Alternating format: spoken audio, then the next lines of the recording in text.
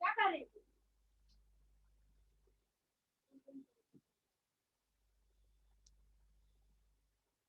हमने कहा था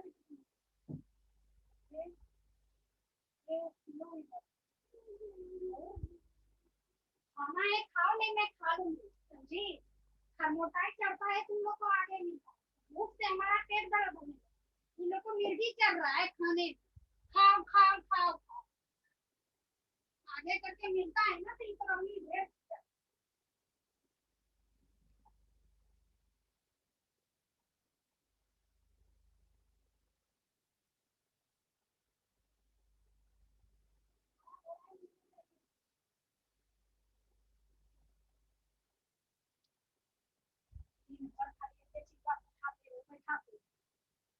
सबको कहने नहीं है, हम आदमी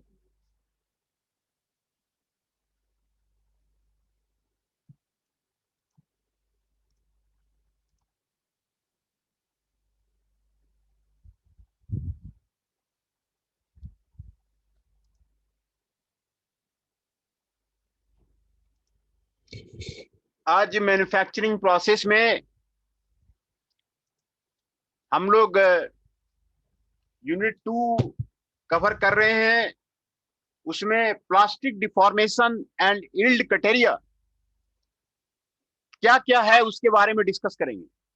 what is the plastic deformation, what is the yield criteria, उसके बारे में हम लोग डिस्कशन करेंगे।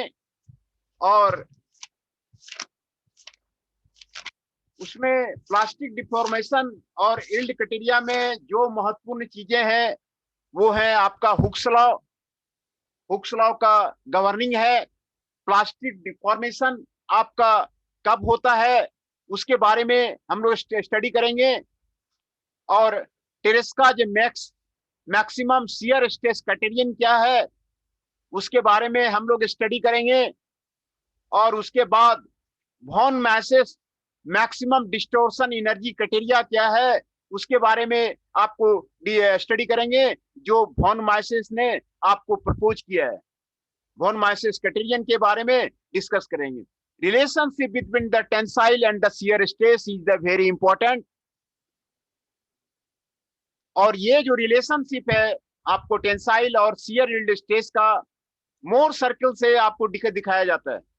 मोर सर्कल से आपको दिखाया जाता है और ये मोर सर्कल का बारे में हम लोग यहाँ पर स्टडी करेंगे। तो इतनी सारी चीजें हम लोग जो है आपको आज स्टडी करेंगे, है ना। तो plastic deformation and the yield criteria उसके बारे में हम लोग डिफाइन करेंगे। मेटल फॉर्मिंग प्रोसेस हम लोग अभी पढ़ रहे हैं। तो पहले हम फॉर्मिंग का डिफिनेशन जो हमने कई बार आपको बताया है। मेटल फॉर्मिंग प्रोसेस जो है बहुत ही इकोनॉमिकल प्रोसेस है, very economical process, because there is the no loss of the material. इसमें मटेरियल का आपको लॉस आपको नहीं होता है। शीट मेटल का शेप बना देते हैं, बिलेट का रोल कर देते हैं, no loss of the material, no scrap of the material. इसलिए ये आपको बहुत ही खूबसूरत प्रोसेस है, बहुत ही इकोनॉमिकल प्रोसेस है। इससे इसका आप अगर मशीनें लगाना चाह रहे हैं, मशीन सेटअप करना चाह रहे हैं तो ये आपको बहुत इकोनॉमिकल है, बहुत कॉम्पिटिटिव है। आपको ये आपको काफी हेल्प करेगा जो आपको मेटल फॉर्मिंग प्रोसेस है। तो फॉर्मिंग का जो डिफिनेशन है पहले भी हम लोगों ने पढ़ा हुआ है। Forming can be defined as the process in which the desired shape and size are obtained through the plastic deformation of the material. The stresses included during the process are greater than the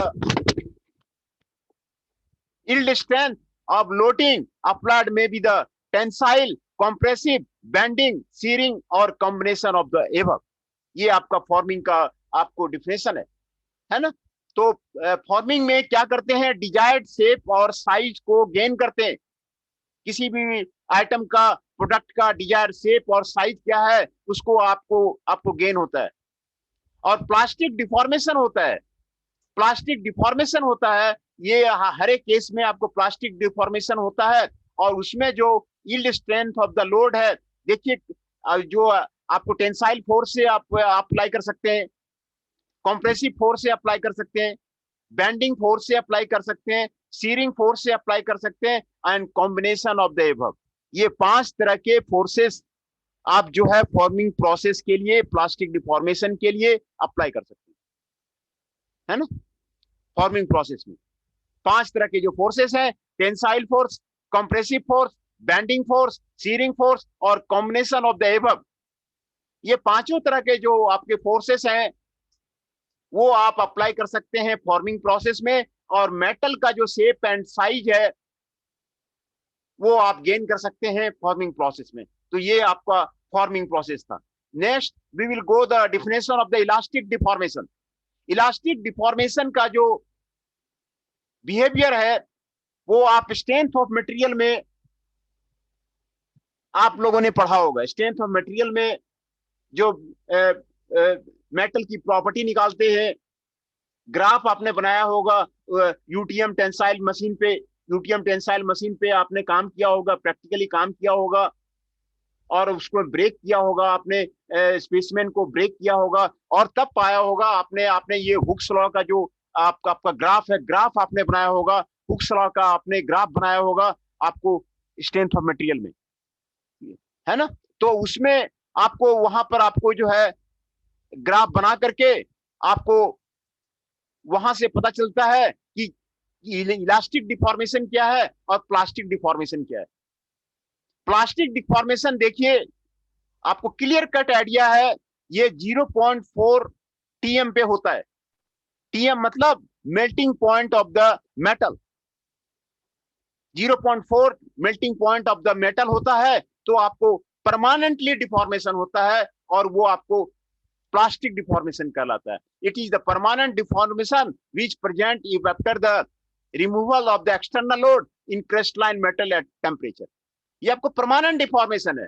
जब आपने किसी metal पे force लगाया तो permanently deform कर गया, इसको आप प्लास्टिक डिफॉर्मेशन बोलेंगे। और ये जो है आपको 0.4 टीएम के ऊपर होता है।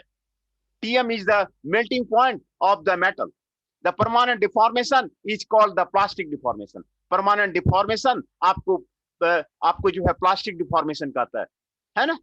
ये आपको प्लास्टिक डिफॉर्मेशन आपको कहलाता है। इलास्टिक डिफॉर्मेशन जो है आपको हुक्स लॉ में आपको यील्ड पॉइंट है उसके नीचे जो होगा उसमें इलास्टिक डिफॉर्मेशन होता है, और इसमें आपको जो शेप गेन करता है वो वापस आपको इक्विलिब्रियम पोजीशन में आपको आ जाता है। If an external load is applied to a metallic piece it is deformed elastically displacing the individual atom from the equilibrium position, है ना।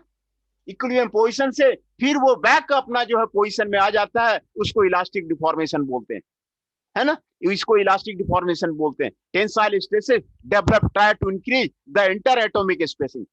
जब टेंसाइल स्ट्रेस लगेगा तो दो एटम का बीच का डिस्टेंस जो है आपको बढ़ जाएगा।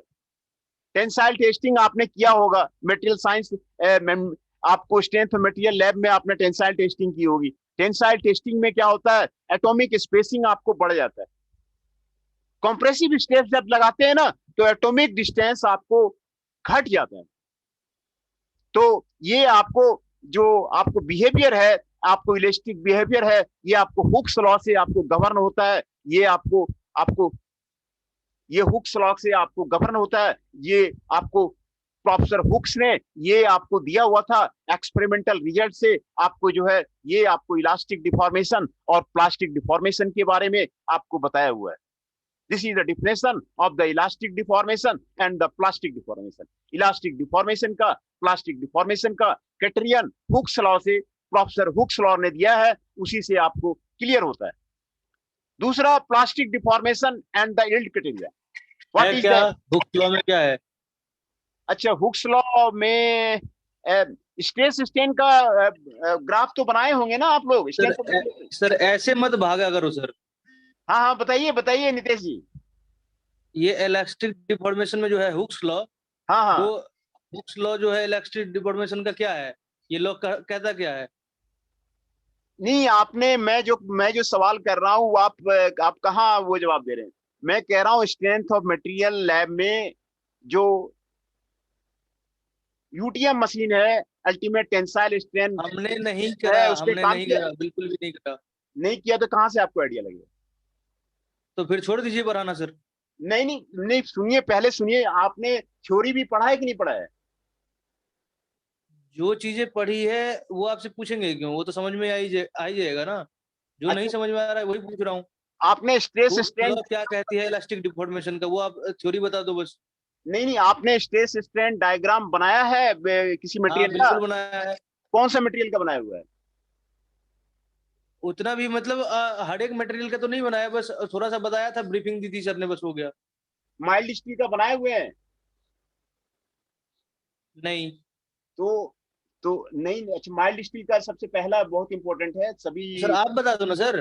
नहीं, यहाँ वो हमारे कंसर्न में नहीं है ना, मैं तो दूसरा सब्जेक्ट पढ़ा रहा हूँ ना, तो आप बात को समझिए। तो सर इस एक दूसरे से रिलेटेड है ना सारा कुछ सर। इलास्टिक डिफॉर्मेशन जो दिया हुआ है इसमें हुक्स लॉ होता है, हुक्स लॉ क्या कहता है इलास्टिक डिफॉर्मेशन का, वो तो भी तो आप थ्योरी तो बता सकते हैं ना, थोड़ी ब्रीफ तो दे सकते हैं कि हाँ, हुक्स वही लॉ तो ऑफ मैं इलास्टिक कह रहा हूँ कि डिफॉर्मेशन ये होता है, इसमें ये होता है। ये आपका स्ट्रेस स्ट्रेन डायग्राम है। जो stress strain diagram x axis में स्ट्रेस खींचते हैं, आपको अलग से मैं इसका हुक्स लॉ का आपका क्लास में आपको फिर ले लूंगा, क्योंकि यहाँ पर तो आपका ये हमारे सब्जेक्ट से रिलेटेड नहीं है, ये स्ट्रेंथ फिर और तो मटेरियल। समझ में नहीं आएगा ना सर। हाँ, तो सर आपका, यदि सब्जेक्ट से रिलेटेड नहीं होता सर तो यहाँ पे दिया क्यों होता। नहीं नहीं, सुनिए, आपका मैं इसका हुक्स लॉ पे अलग से एक लेक्चर लूंगा। तो लेकिन देखिए, आपको स्ट्रेस एक्स एक्सिस में स्ट्रेन स्ट्रेस खींचते हैं, और वाई एक्सिस में स्ट्रेन खींचते हैं, है ना? बिल्कुल। और ये जो है ना, आपको ग्राफ बनता है, कितना यूटीएम पे आप स्ट्रेस बढ़ाते हैं और कितना स्ट्रेन होता है, उसका जो है ग्राफ बनता है। और ग्राफ जो फॉलो करता है up to the yield point, उसको हुक्स लॉ बोलते हैं। ये प्रोफेसर हुक्स ने दिया है। ठीक है सर, आप आगे बढ़ो, नहीं नहीं, आगे बढ़ो। पहले हमारी भाषा आपको समझ में आई नहीं आई, मैं क्या कह रहा हूँ? एक्स एक्सिस में हाँ सब स्ट्रेस का, समझ में आ गया सर। एक्स एक्सिस में स्ट्रेस का आप जो है वैल्यू निकालिए, कितना आपने लोड जो है यूटीएम। सर मैं पूछ पूछ कुछ और रहा हूँ सर। क्या पूछ ये रहे हो, बताइए हुक्स तो लॉ सही। ऑफ इलास्टिक डिफॉर्मेशन होता क्या है। तो वही तो मैं हुक्स लॉ आपको जो वही तो मैं आपको हुक्स बता ने रहा जो हूँ। लॉ दिया है इलास्टिक डिफॉर्मेशन का, वो लॉ क्या है। यही तो है कि स्ट्रेस स्ट्रेन जो है, स्ट्रेस जो वैरी करेगा, स्ट्रेन के साथ वैरी करेगा, वो आपको प्रोपोर्शनल है up to the yield point. बस वही प्रोपोर्शनलिटी पूछ है। रहा था मैं सर। इतना बस यही पूछना चाह रहा था मैं, अब आपने बताया सही चीज। हाँ, वही मैं कह रहा हूँ, नहीं है वही तो मैं, जब तक आपको क्लियर नहीं होता मैं आगे नहीं बढ़ता हूँ। Stress is proportional to the strain up to the yield point. Hooke's ने बताया, ठीक है। हुक्स ने एक्सपेरिमेंटल रिजल्ट निकाला, कई मटेरियल का एक्सपेरिमेंट निकाला, और फिर उसने बताया कि up to the yield point stress is proportional to the strain, yield point तक। और यील्ड पॉइंट के आगे जो है आपको स्ट्रेस जो है आपको वेरी करता है। ये आपको हुक्स लॉ कह रहा है। Bye okay. एक्सपेरिमेंटिंग, जब तक एक्सपेरिमेंट नहीं करेंगे, इंजीनियरिंग तो आपका कंप्लीट प्रैक्टिकल है, एक्सपेरिमेंट है। ये जो आपको जो प्रोफेसर हुक्स ने जो आपको बताया हुआ है, वो यही कह रहा है कि आप एक्स एक्सिस में स्ट्रेस का वैल्यू लिखिए, वाई एक्सिस में स्ट्रेन का वैल्यू लिखिए, है ना? स्ट्रेस को 0 से आप बढ़ाइए, 5 5 kg पास्कल दीजिए, कितना स्ट्रेन आया उसका पॉइंट बनाइए। फिर 10 आप दीजिए, उसका कितना स्ट्रेन आया उसका पॉइंट बनाइए। फिर 15 कीजिए, फिर कितना आपको स्ट्रेन आया उसका पॉइंट बनाइए, है ना? Then he okay okay. Then he says up to the yield point stress is proportional to the strain. उन्होंने बताया, प्रोफेसर हुक्स ने बताया कि यील्ड पॉइंट तक जो है आपको stress is proportional to strain, hence this will be a straight line. ये आपको जो है एक स्ट्रेट लाइन होगा वहां तक। ओके। और उसके बाद यील्ड पॉइंट के बाद माइल्ड स्टील के केस में हायर यील्ड पॉइंट होता है, लोअर यील्ड पॉइंट होता है। और फिर लोअर यील्ड पॉइंट के बाद आप स्ट्रेस बढ़ाते जाएंगे, तो आपको जो स्पेसमैन है आपको टेंसाइल टेस्टिंग मशीन में, वो आपको ब्रेक कर जाता है। बहुत ही खूबसूरत जो है आपको यूटीएम मशीन हमारे एप्लॉन में है, कंप्यूटराइज्ड है, बहुत ही खूबसूरत मशीन है, कंप्यूटराइज्ड है। वो हमने लगवाया है, वहां पे मंगाया है। आपको वो किसी भी फरीदाबाद के कॉलेज में आपको नहीं है। बहुत ही खूबसूरत कहाँ पे मंगवाया है सर आपने? ये आपको चंडीगढ़ से आया हुआ है, और ये आपको किसी फरीदाबाद के कॉलेज में कंप्यूटराइज नहीं है। आपको है, आपको दिल्ली में आपको आता है, दिल्ली में नारायणा में मिलता है, वहां का सारा दूसरे कॉलेजों में है, लेकिन एक्लोन में कंप्यूटराइज्ड है ना। तो दूसरे कॉलेजों में मैनुअल होता है, मैनुअल रीडिंग लेते हैं, मैनुअल करते हैं। यहाँ पर आपको कंप्यूटराइज्ड है, कंप्यूटराइज्ड में आपको स्टेज स्टैंड डायग्राम बन जाता है। कहाँ पे है सर कंप्यूटराइज वाला? ये नीचे अंदर जो है बेसमेंट में कभी गए हैं? अपने यहाँ एस्लोन में? हाँ हाँ, बेसमेंट में कभी गए हैं? बेसमेंट में तो गया हूँ सर, वहां तो सारा कबाड़ा कचरा पड़ा हुआ है। अरे कबाड़ा कचरा है, वहाँ लैब है ना, कई लैब है वहां नीचे। वो तो कबाड़ा ही सारा। नहीं नहीं, आपने ध्यान से नहीं देखे। यदि की मैं कोई चीज, यदि कोई मशीन यदि कोई काम की नहीं है तो वो कचरा ही बोलते हैं। नहीं नहीं, मैं आपको ले जाके दिखाऊंगा। वहाँ फ्लूइड मैकेनिक्स लैब और फ्लूइड मशीन्स लैब बहुत बढ़िया है अंदर में, जो कहीं नहीं है, बहुत ही एक्सेलेंट। कई एक्सपेरिमेंट है उसमें। आपने फ्लूइड मैकेनिक्स लैब में अंदर गए हैं, फ्लूइड मशीन्स लैब में? एक बार बस मशीन तो देखा हुआ है सर, यूटीएम देखा तो हुआ है। हाँ, वही तो कह रहे हैं, बस यूटीएम देखा ही हुआ है बस, और कुछ नहीं। मटेरियल टेस्टिंग लेबोरेटरी बढ़िया है, एक्सेलेंट है एक्लोन की। कई कई वहां पर है। आपको टेंसाइल टेस्टिंग के लिए है, कंप्रेशन टेस्टिंग के लिए है, शियर टेस्टिंग के लिए है, टॉर्सन टेस्टिंग के लिए है। सारी मशीनें वहां पर, काफी महंगी महंगी मशीनें वहां पे मैंने मंगाई हुई है। ठीक है सर, ये महंगी मशीन के सिर्फ अगरबत्ती दिखाने के लिए ही काम आएगा सर, या नहीं कुछ काम भी आएगा? नहीं नहीं, आप आइए, वो वहाँ कॉलेज आइए, फिर जो है वहां पर उसको प्रैक्टिकल करवाते हैं। सर हम तो कितनी बार गए हैं, ना कोई टीचर रहता है, हम लोग खुद ही घूमते रहते हैं, कुछ मशीन स्टार्ट करके देखते रहते हैं। ठीक है, चलो सर कोई बात नहीं सर, आगे बढ़ो सर। मैं आपका ये क्लास सब नहीं बात लिया हम आऊंगा लोग। ना, मैं प्रैक्टिकल आपका नहीं लिया आऊंगा, मैं तो थॉरो जो है कंप्लीट जो है स्टडी कराता हूँ, मैं बोल नहीं रहा हूँ। ओके ओके सर, कोई नहीं है, आप आगे बढ़िए। मैं जो प्रैक्टिकल कराता हूँ ना बच्चों को, बिल्कुल थॉरो क्लियर जो है, कोई भी डाउट है किसी मशीन के बारे में, क्योंकि कई मशीनें पे ये सारे जो मशीनें हैं ना, इस पे कई मैंने प्रोजेक्ट कराए हुए हैं। टेंसाइल टेस्टिंग पे डिफरेंट मटेरियल का, कंप्रेसिव टेस्टिंग पे आपको डिफरेंट मटेरियल का, टॉर्सन में डिफरेंट मटेरियल का, कई मैंने डिफरेंट मटेरियल का निकाल करके कई रिसर्च पेपर आपको निकाले हुए हैं, है ना। सर यदि थोड़ा सा भी नॉर्मल होता है तो मेरे ख्याल से एक बार 2-4 दिन के लिए ही कॉलेज में ऑफलाइन यदि हमें ये मिल जाए करने को मशीन्स वगैरह, तो कल तो आइए अच्छा कॉलेज, रहेगा हमारे लिए। कल कॉलेज आइए, कल कॉलेज आए आना सर है। कल कॉलेज? हाँ हाँ, कल मैं कॉलेज जा रहा हूँ। ओके आ सर। जाएंगे सर, हम लोग तो आ ही जाएंगे। अच्छा, नहीं तो मैं ज्यादा को तो नहीं, मैं नितेश जी को कल कल बुला रहा था कि कल मैं कॉलेज जा रहा हूँ, नहीं तो सारे बच्चे वहां पे जो है आप अकेला हैं कल ही आ कितने जाइए। बच्चे सर? हाँ, 8-10 बच्चे हैं बस, 8-7-8 बच्चे हैं सर। नहीं कल काम कुछ दूसरा है, तो फिर मैं दूसरे दिन नहीं तो प्लानिंग करता हूँ, है अब ना। फिर ठीक है, कोई बात नहीं, बट हाँ लेकिन प्लानिंग कीजिए। हाँ, नहीं बिल्कुल बिल्कुल मैं प्लान करता हूँ जो है। पहले मैं आप लोग का अटेंडेंस ले लूँ, अटेंडेंस पहले ले लेता हूँ। ओके।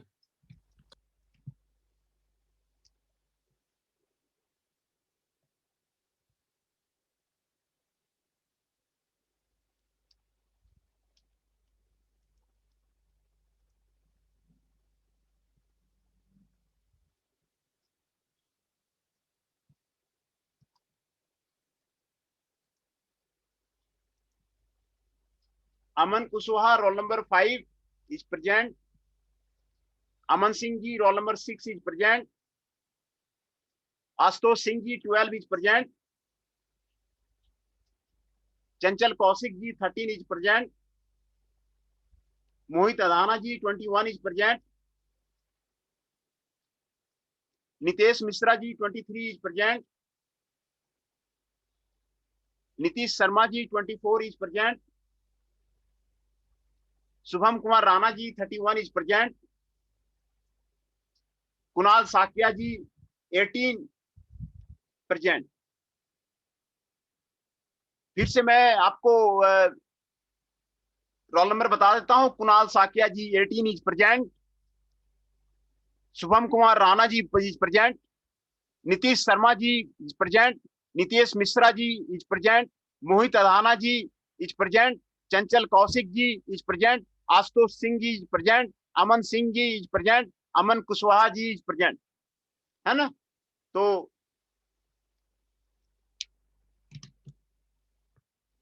9 स्टूडेंट्स आज प्रेजेंट्स हैं। तो हम लोग बात कर रहे थे इलास्टिक डिफॉर्मेशन की और प्लास्टिक डिफॉर्मेशन की। ये जो आपको मेटल फॉर्मिंग प्रोसेस जो आपको होता है, इसमें ये आपको क्लियर कट उसमें बताया था कि मैंने डिफिनेशन में भी बताया था कि आपको ये प्लास्टिक डिफॉर्मेशन होता है ना, प्लास्टिक डिफॉर्मेशन होता है। इलास्टिक डिफॉर्मेशन का मतलब है कि शेप आपको रिगेन हो जाता है, शेप आपको रिगेन हो जाता है। आपने फोर्स लगाया माइल्ड स्टील पे, फिर वो शेप वापस आ जाता है, तो वो इलास्टिक डिफॉर्मेशन है। तो प्लास्टिक डिफॉर्मेशन में परमानेंट शेप गेन करता है। परमानेंट शेप जो आपको गेन करेगा, उसके 5 तरह के देखिए आपको फोर्सेस उसमें लगा सकते हैं। टेंसाइल फोर्स लगा सकते हैं, कंप्रेसिव फोर्स लगा सकते हैं, बेंडिंग लगा सकते हैं, सीरिंग लगा सकते हैं, और कॉम्बिनेशन ऑफ द एवब मतलब टेंसाइल और कंप्रेसिव मिला सकते हैं, और टेंसाइल और बेंडिंग मिला सकते हैं, और टेंसाइल और सीरिंग मिला सकते हैं। ये कॉम्बिनेशन करके आपको जो है ये आपको मेटल फॉर्मिंग प्रोसेस कहलाता है। और ये आपको बहुत ही खूबसूरत प्रोसेस है। इसलिए है कि इसमें आपको लॉस ऑफ द मटेरियल नहीं है, स्क्रैप इसमें आपको निकलता नहीं है। जो भी मेटल आपने डाला वो आपको फाइनल प्रोडक्ट में आपको निकल जाता है। तो ये बहुत ही इकोनॉमिकल है। आपको इसमें दूसरे मशीनिंग प्रोसेस में आप मशीनिंग करते होंगे, उसमें स्क्रैप निकलता है, कोई भी प्रोसेस में आपको स्क्रैप निकलता है, लेकिन इसमें आपको स्क्रैप नहीं है ना। तो ये आपको इसकी जो सीट मेटल की जो है ना, बहुत सारी आपको इंडस्ट्री मारुति के वेंडर्स जो है सारे सीट मेटल के काम करते हैं।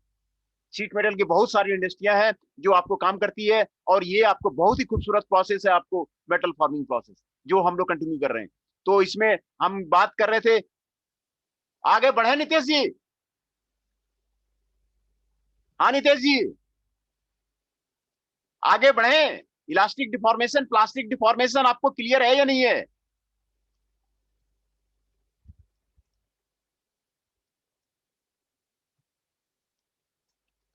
हाँ नितेश जी, आगे बढ़े,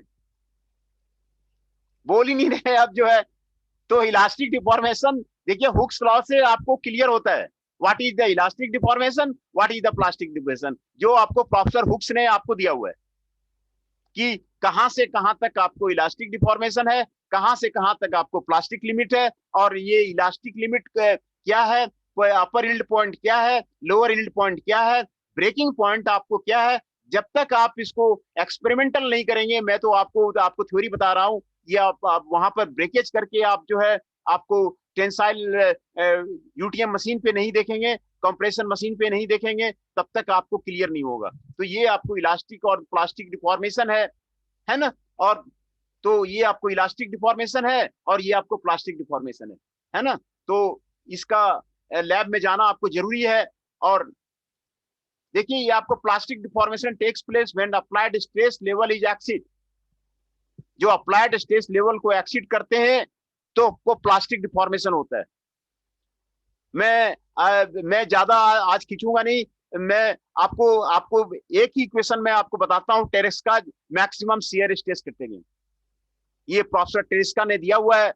what is the maximum shear stress criterion, maximum shear stress का क्राइटेरिया आपको क्या होगा, ये आपको प्रोफेसर टेरेस्का ने आपको दिया हुआ है ना। According to the professor Tresca, the plastic flow initiate करता है in the any of the material when the maximum shear stress is reached। जब मैक्सिमम शियर स्ट्रेस आपको गेन करता है मटेरियल में, तो फिर आपको प्लास्टिक फ्लो इनिशिएट करता है, उसके पहले प्लास्टिक फ्लो आपको नहीं होता है। देखिए ये आपको प्रोफेसर टेरेस्का ने बताया कि भैया प्लास्टिक जो फ्लो आपको इनिशिएट होगा जब मैक्सिमम शियर स्ट्रेस आपको रीच करेगा, जब आप फोर्स लगाएंगे। And this is defined as the shear yield stress K, this is the K। यहां देखिए आपको दिखाया जा रहा है T max is the K, plastic deformation occurs when T maximum is the K। ये प्रोफेसर टेरेस्का आपको कह रहे हैं T maximum जब होगा तो फिर आपको K होगा, तो तो आपको प्लास्टिक डिफॉर्मेशन आपको इनिशिएट होगा, प्लास्टिक डिफॉर्मेशन आपको शुरू होगा। ये बिना एक्सपेरिमेंटल का आपको थ्योरेटिकल नहीं हो सकता है। जब तक आपके पास मशीन नहीं हो, एक्सपेरिमेंट नहीं करें, डाटा नहीं निकाले, तब तक आप ये कर नहीं सकते, ये आप वेरीफाई नहीं कर सकते। इसीलिए आपको आपको ये जो रिजल्ट है प्रोफेसर टिस्का ने निकाला है वो एक्सपेरिमेंटल रिजल्ट है ना। If the principal stresses at a point in the material are the rho 1 rho 2 and rho 3,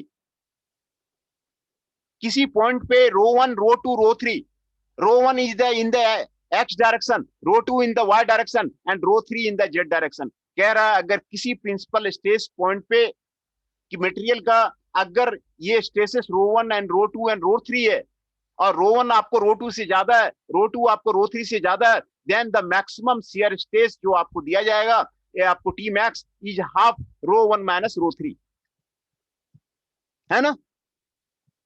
ये आपको टी मैक्स आपको कह रहा है मैक्सिमम शियर स्ट्रेस, है ना। मैक्सिमम शियर स्ट्रेस 1/2 रो 1 माइनस रो 3। देखिए बहुत खूबसूरत इक्वेशन है जो आपको प्रोफेसर टिस्का ने आपको एक्सपेरिमेंटल रिजल्ट करके आपको दिया। Hence टिस्का's criteria becomes 1 minus 2 row 1 minus 3 that equal to k। ये आपको टिस्का क्राइटेरिया है, ये आपको टिस्का क्राइटेरिया है जो आपको प्रोफेसर टिस्का ने आपको दिया है ना। तो it is evident from the equation that the yielding is independent of the intermediate principal stress rho 2।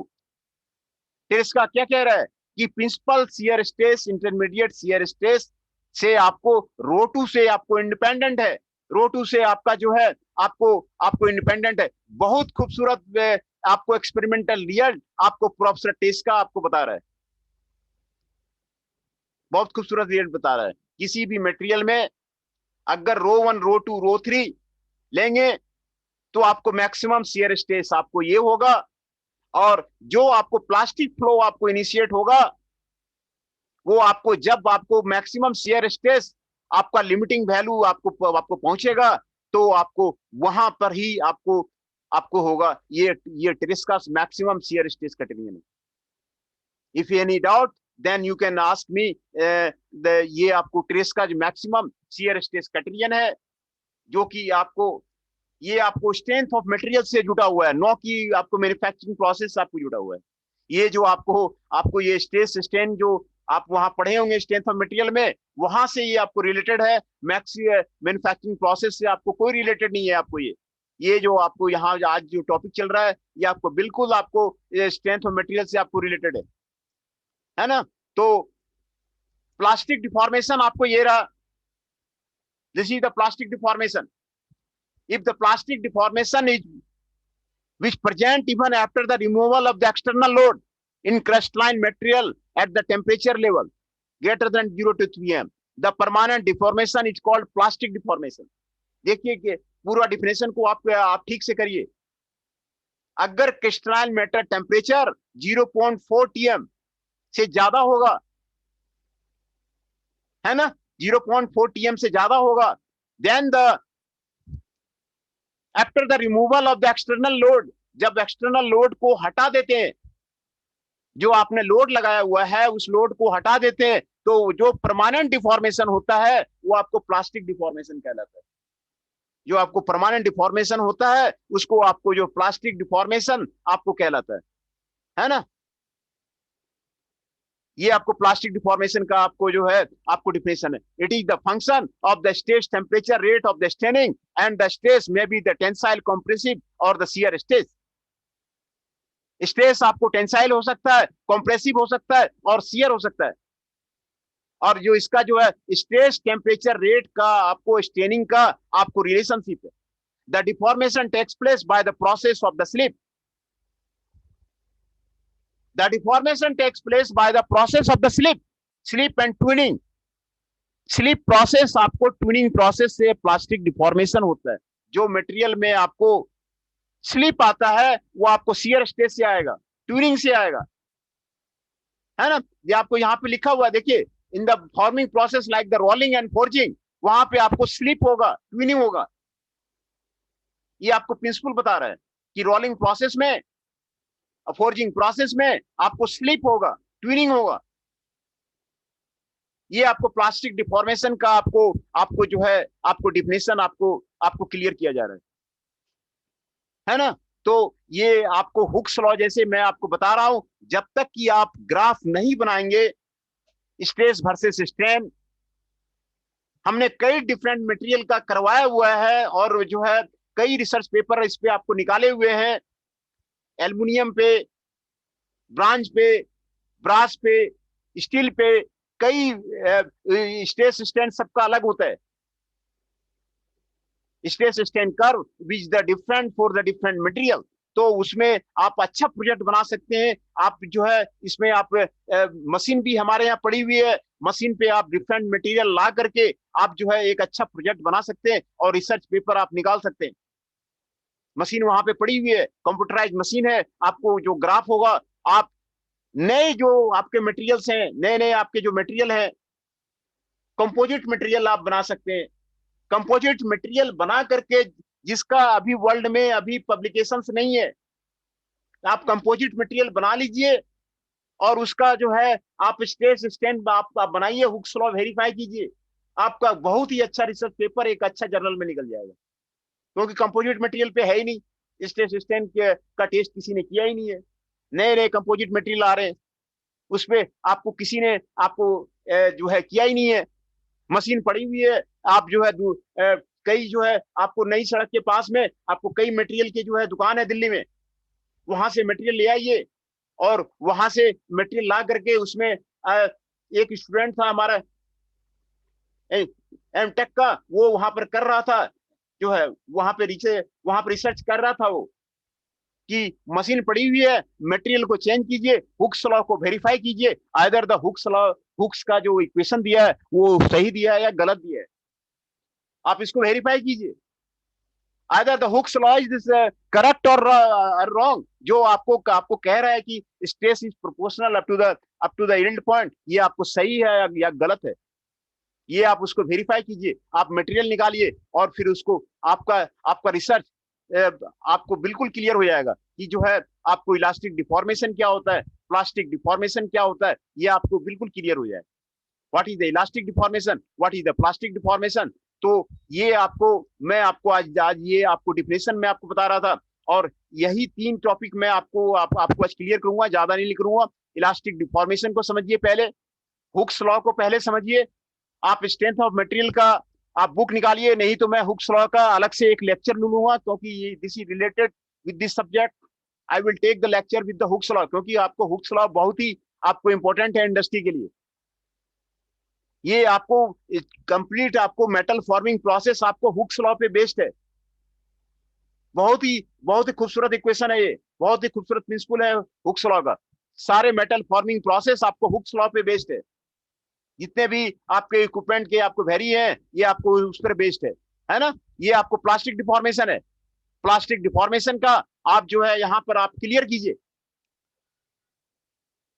जब प्लास्टिक डिफॉर्मेशन तभी होगा जब 0.4 TM आपको मेल्टिंग पॉइंट टेम्परेचर दिया हुआ है, temperature of the melting point of the any of the metal और alloy of the any of the composite material.